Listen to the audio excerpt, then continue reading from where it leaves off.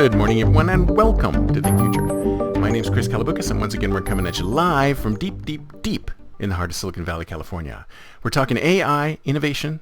Actually, no, we're not talking innovation. But let's talk a little bit of innovation now. Startups, humanity, the future, and not necessarily those, and not necessarily in that order. And that's exactly what you're going to hear over the next little while as we transition, as Think Future transitions to something new and different. For our 1000th episode, we're going to start doing something completely new and different. It will be completely new and different. No, not completely new and different, because I'm into the future. I'm into humanity. I'm into AI. I'm into startups. I'm into innovation. I'm into so many different things. I think at one point I mentioned I thought I was a polymath, and maybe I still am. So a lot of things that I'm working on, those are going to come out on this show. It's going to morph into something hopefully more interesting, more broad range, whatever. You'll see if you keep subscribing and keep watching, keep listening, whatever you happen to be doing. So I was working with my son. My son's a video game designer. And I was working with my son on a video game. We're trying to revive a video game that I wrote way back, something 30, 40 years ago, on a Commodore 64. That's right, folks. I'm of Commodore 64 age. I wrote a video game for Commodore 64 that I called Robot Riot. And it's a pretty simplistic game. It's basically you on a field with robots. And you on a field with robots. The robots are chasing you. And there's also teleporters on the field. When a robot comes into a teleporter, or you go into a teleporter, it replaces you. It moves you, teleports you to another place on the field. That sounds pretty simplistic, but I remember when I first built it, I thought to myself, wow, this is actually pretty good. I would spend hours playing it because it was actually really mind-bending. Even though it was a very simple game, and if you ask me, some of the absolute simplest games are the best.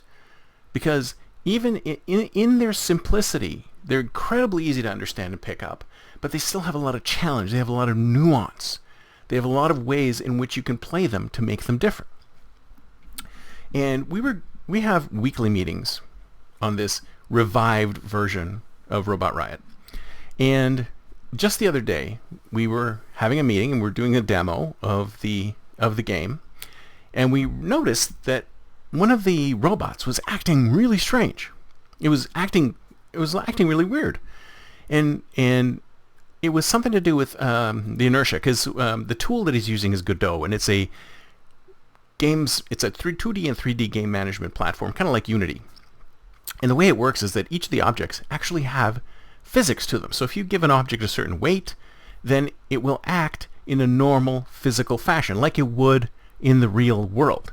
And we were finding that these robots, when they were being teleported from one place to another, even though in the teleportation sequence, they would disappear from one spot and appear in the other. They would appear in the other, not moving. So let's say it would go, say, 10 miles an hour into a teleporter, and then it would disappear and reappear somewhere else. And it wouldn't be like the inertia wouldn't be continuing. It would still be at whatever.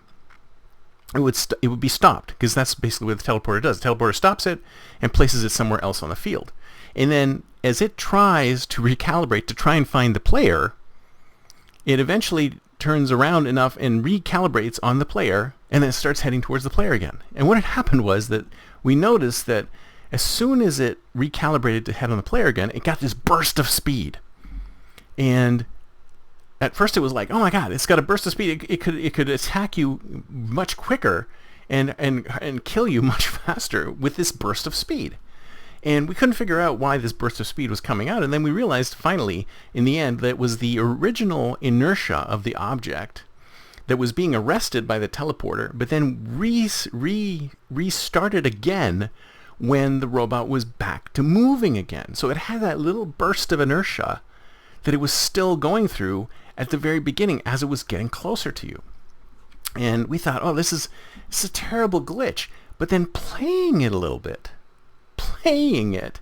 actually made the action much more tense, much more interesting. Because as soon as you put them through a portal, and if you think about it, basically one of the things that you can do with these, because these robots are chasing you down, and you lead them into portals so that they can get away from you. It's a way to defend yourself against these robots.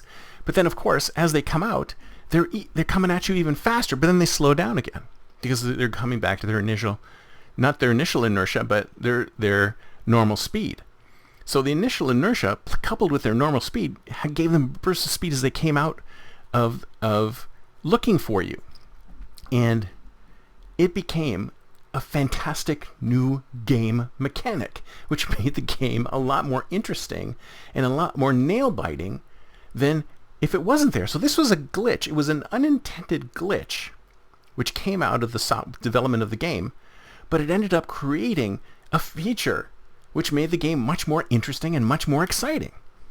So if you think about it, when you have bugs, when you have mistakes, when you have errors, when you have things go wrong, take a look at them again and see if you can actually work those in and turn them into something new and different and innovative. And if you can't apply it directly to the same thing that you're building, try to apply it to something else. Innovation comes from everywhere. And sometimes it even comes from a glitch that you weren't expecting to happen. That's it for me for today. See you next time, and until then, don't forget to think future.